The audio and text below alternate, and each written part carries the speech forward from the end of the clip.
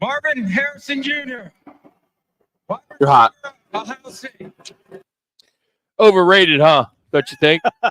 Kind of overrated. You mean, Frank? You think he's overrated? That's rock talking, Great Frank, decision just by so the you Cardinals. know. Come on, you could have got a couple first-round picks, get some offensive linemen. I mean, receivers are a dime a dozen. Come on. Not good ones, brother. We've seen what bad ones look like with the second round picks we've had over the last couple of years. We traded for a first round. We traded a first round pick for a guy, Hollywood Brown, who's no longer here, unfortunately. But at the end of the day, you got to look at Marvin Harrison Jr., his body of work. You got to look at his size, his pedigree from a young kid growing up with a Hall of Fame dad that played the same position. You really can't pass that up. You got to go get him, man, and try to add to a weapon that you needed for your star quarterback. Well, on top of that, when you alluded to Andy Isabella, what a bust that was. Rondell Moore, I feel, was a bust as well, too. This kid's impactful from day one. Game one, you got to imagine he's going to be a huge impact on this Arizona Cardinals team offensively.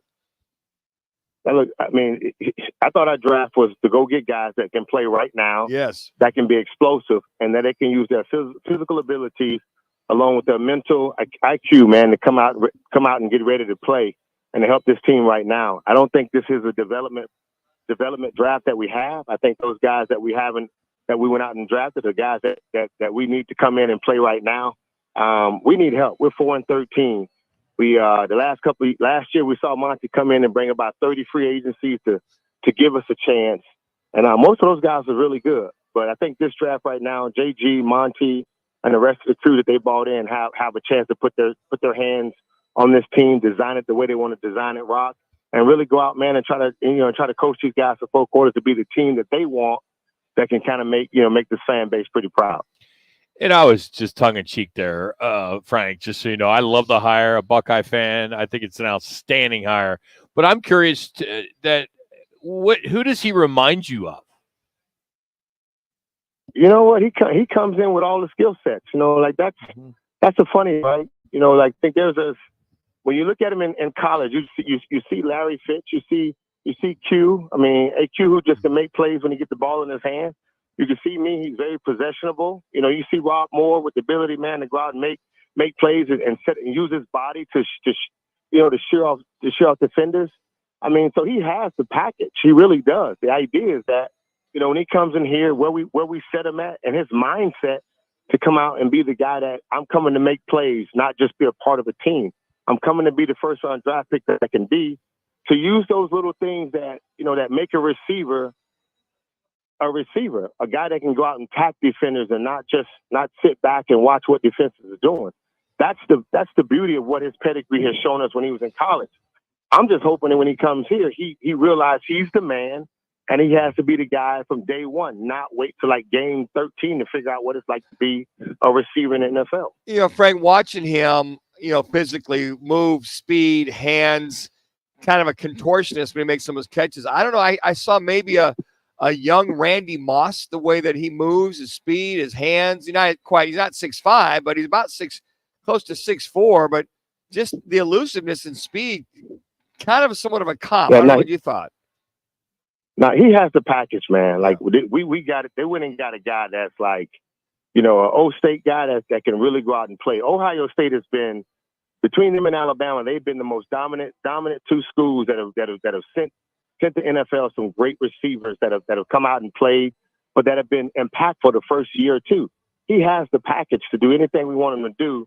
Hopefully he stays healthy, and hopefully he can find it. He can find the mentality. I'm here to make plays, to live up to the name of the Harrison, and to make my dad proud, but also to stake my claim here in Arizona. The legacy of the receivers that have been here, it's not a small order of names. Like I'm just not including me, but there's some guys that have made plays that have made the Cardinals organization from the receiver position, well known in the NFL. And with him and Michael Wilson, I mean, I think those 2 guys can be really, really impactful and really, really special receivers when it comes to what Kyler Murray needs. Okay, Frank. So how come then the offensive coordinator, Drew Pensick, comes out and says, well, he's going to have to earn it? I mean, look, Even Manute. He has to say that, Jimmy. I know. Come on. That's just coach speak. Why waste your time? Manute already said he's the #1 receiver on this team. Well, I mean, why did they have to say that, Frank? Why Yeah, is that necessary? He's got to earn his stripes. Come on. He's already a zebra. What are you talking about? He's already a zebra. Come on, man. That's so funny, man. Like your #1 draft pick has to earn it. He would only have to earn it if Rob Moore and Larry Fitzgerald was sitting there and it was like, yeah, like when David got here, look at the scenario. When David got here, me and Rob was here and we was year 2 and 3 together putting up numbers in the NFL. So David had to earn a position. He doesn't have that situation. Hollywood Brown's gone. Michael Wilson is a young cat moving into his second year. We still got a young tight end and Trey McBride. There's no veterans on our in the receiving core that can literally challenge what he brings to the table. He doesn't have to earn it, but what he can do is lose it by not being, when he gets to practice, dropping balls, not showing up to camp on time and in a healthy position, getting injured and doing stupid stuff. Yeah, he can lose it, but it's his job already. He doesn't have to earn it. You know, Frank, you look at the starting on the offensive side. You know, you look at the line. But, you talk about, Marvin Harrison Jr., Michael Wilsoning, Greg Dortch is your possession guy. But then you got Trey McBride, who kind of sets the tone. And then you got James Conner, who can move the pile. But the kid I like, Trey Benson, a home run hitter out of the backfield, the way you can use him. Heck, you can even put him as a slot. You can do a 5-package scenario with Trey Benson. So I would think they'd be able to move the ball with this line and the weaponry that they're going to have. No, I agree with you, man. They did a good job in the draft. Like, I mean, all the pundits look at the Cardinals and they say they're one of the top teams in the draft this year, and they get A+ and A-, and the A- is just for, just looking at the staff the team that we have, and how these young guys got to fill them in because they're young. But in reality, I agree with you. I mean, Benson, James Conner, the guys that we got, Trey McBride is a neutralizer, and I hope to God that he really becomes the guy that we want him to be, like the dominant dude that was catching 80 balls in college for over 1,000 yards, and a 6'5", 235-pound, runs a 4.6, 4.5 guy. I hope he becomes that guy because he will be the conduit of the Kelseys of the world that makes a difference to the offense and what we was doing. We saw him grow last year, and that was a beautiful thing to see because we hope we would have done it with Zach Ertz when he was here. Unfortunately, Zach gets hurt. He comes out. He looks like the guy we want him to be. And, again, this year he'll get Kyler early. He'll have some guys on the outside that, this offense will be surprising some people.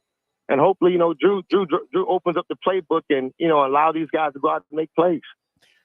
Frank, I'm real curious. The Zaven Collins not renewing his contract, or not renewing the extension on the contract, not picking it up. Where are you on that? I think Zaven's in the position that he was here when he saw, I think he just missed Hassan Reddick, or he saw the Hassan Reddick situation. Let's look at this here. He's a Mike linebacker that came in and they put him down in a 4-point. They put him in a 2-point stand and gave him a defensive end position. He began to make plays at that position better than he did at the linebacker position. So he himself sees that right now the edge rushers are making between $15 and $22 million, and that's just the short end of the stick. That's just the middle number right now because it's only going to get better. I'm okay with what he's doing right now because he still has to kind of figure out, is this the position I'm going to play at? And if I go out and I start making plays early in the season, then I can kind of write my own ticket. Hopefully that's something that he's banking on, that he's healthy, that the Cardinals want to use him and JG wants to keep him at a defensive end. He learns that position, become really good. Remember, we saw what they tried to do with Hassan Reddick. Hassan Reddick out of college was a DN. They brought him here. They moved him into a linebacker position. It didn't work. They put him on the ground, JB, and the next thing you know, he looked like he was the second coming of somebody, Dwight Freeney. Mm-hmm. I'm hoping that it works the same way for my guy Zaven Collins because he's betting on himself not to go out and take that money right now. Love you, Frank. Have yourself a great week, buddy. We'll talk to you soon. Hit them straight. Appreciate that, brother. Love you guys too, man. Have a good one. That's Frank Sanders, former Raven and Cardinal, talking Cardinals football. We'll come back one more out here at CAZ Sportsbook in Casino, Arizona. On Pimo Freeway westbound near Cave Creek Road, we have an accident.